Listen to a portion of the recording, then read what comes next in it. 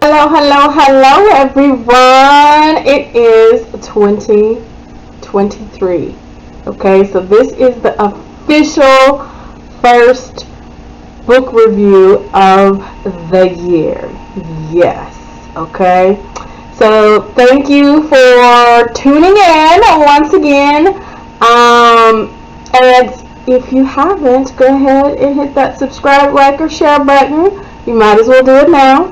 Let's go ahead and get into all of this. Okay, so the first book of this year is called The Secrets of the Bastide Blanche by M.L. Longworth. And I might have kind of botched that just a little bit, okay. And here is the cover of the book. Isn't that really nice? Ooh, I thought when I looked at this, I thought, I wonder who is living in that huge little mansion right here. This huge mansion right there. I was like, who lives in there? And I was like, ooh, that would be a nice scenery to sit and read. Yeah, so, yeah, I was in my own little fantasy looking at the cover of this book, okay? That is what made me pick it up. Alright, so let's go ahead and get into it.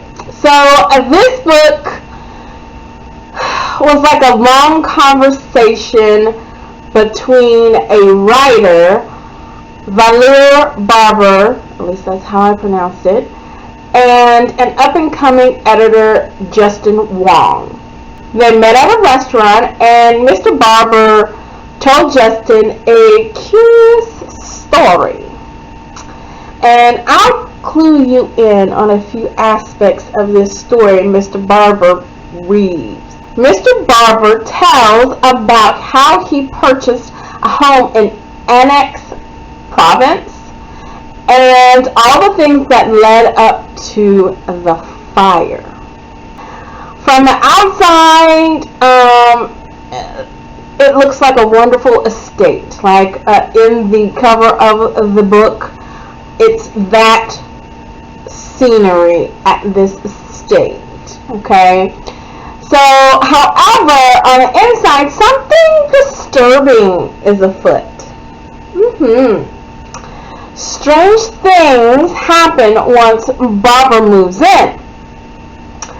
Is there a ghost in the home or an unwelcome intruder haunting Mr. Barber? He also talks about the death or disappearance of his wife. The cold case has been revived by the new detective. I think they pronounced his name Solskjaer. I could be pronouncing that wrong. There's also a kidnapping of his stepson. There is suspicion that Mr. Barber had someone write his book for him or assisted greatly in the development of his previous books. He also relays getting to the bottom of why his longtime friend has decided to pay him a visit and who, if anyone, is behind her fall while at his home. And the kicker of it all, who is found dead in his attic. Yeah. So there is a lot going on in this story that Mr. Barber tells Justin, okay?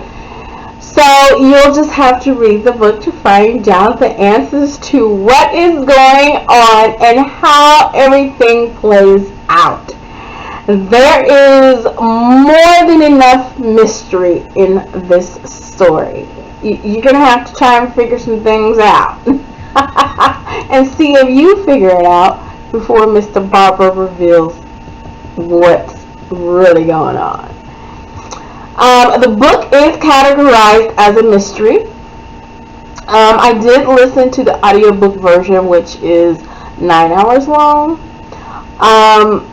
This could be a good day listen or weekend read. Apparently, this is part 7 in the Burlesque and Bonnet series. I'm not real sure if I pronounced that right, but I didn't know that before I started reading this.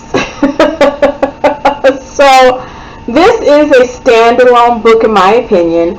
I didn't feel like there was a prior story I missed out on and needed that story in order to connect the dots in this current book.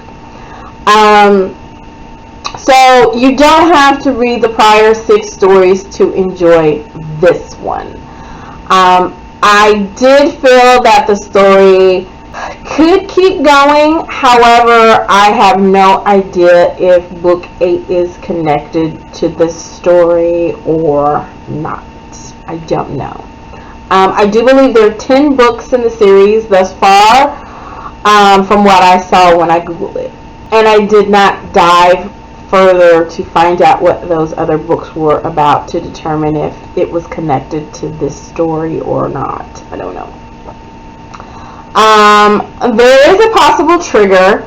There is death spoken about in very minor detail. Other than that, the story is pretty PG for mystery. There is no discussion questions provided in the book. Some topics that could be discussed are: what are your thoughts on who is behind all of these shenanigans going on? And did you guess right or wrong before the information was revealed to you? The role of a ghostwriter. How much input or creativity do they add to the story? I mean, do they really like just take the concept and then create a story? Or does the author kind of give them a play-by-play and they kind of just zhush it up a little bit? What's your thoughts on ghostwriters? Another topic could be the relationship between writer and editor. How much influence does either have in the finished product? Now we know typically the author is the creator of the story, and the editor can tell them go back and rearrange or explore this more or detail that more or whatever. What are your thoughts about the roles? How much do they impact the story? Also, the pros and cons of an author switching genres. Is that a good thing or bad thing? You know, sometimes authors kind of get put in a box, like they're only romance authors, or they're only mystery authors, or only horror authors. So, what if they decide to switch genres? And are there any authors that have switched genres and the book was less than stellar?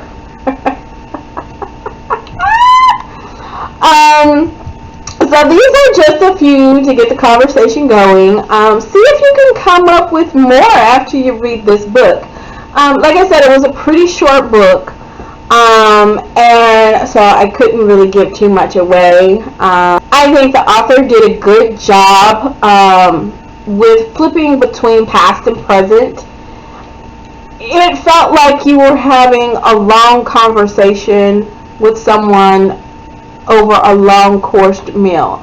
And while I was listening to this book, I thought, like, man, how long are they at this dinner? Like, this is a long story this man is telling over dinner. But then I thought that it is possible because I recently had, well, I think it was supposed to be lunch, but had a meal with a friend, and it turned out to be like several hours later before we parted ways. So I can definitely see how this could be accurate. You sit down and you're telling the story, and then you're eating and drinking, and you know, it happens. But on the other side of this, I thought, like, when are they gonna wrap this up? like, how long is this story gonna actually go?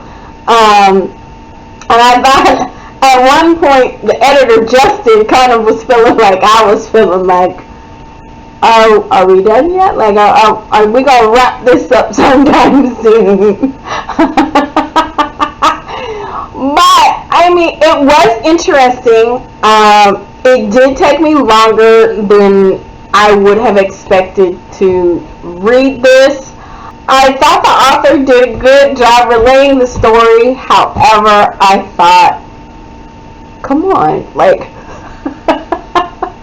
like this is a little drawn out. Like, but the author gave some really good detail. So it was a well-rounded story. I think at the end of it, it could be considered a cliffhanger because all of my questions were not answered by the end of the book. So there might be another book. I don't know. I didn't go check, and I don't intend to follow up. I thought this was long enough. I'm good. So with all that being said, I did give the book an 8.5 out of 10. I mean, it was a mystery. It was a well-crafted story. If you haven't read the book, give it a try. You might like it. Like I said, it's pretty PG level, so if you're looking for a mystery with a little bit more oomph, this is probably not the book. If you're looking for just a good, calm, who did it, why, this is the book. Like I said, it does have a lot of description in there. Not gory, PG level, good to go. So give it a try if you wish. Let me know what you think after you've read the book. If you have read the book, comment your thoughts. No spoilers though. We don't want to ruin it for potential readers. So no spoilers, but you can definitely tell me what you think about it if you have already read it. So I'm glad that you joined us once again. Like I said, this is the first video of 2023. Yes. Woo, woo, woo, woo, woo. So hopefully a lot of good reading is in store for us. And should you feel inclined to click that subscribe, like, or share, I would greatly appreciate it. And who knows, you may be given a shout out in a future video. That is if you are not a private subscriber. Private subscriber, I don't know who you are, won't be able to see you, and so I won't be able to give you a shout out. But anybody else that subscribes that I can actually see your name, you might get a shout out in a future video. And as always, keep turning the pages, my baby lovers.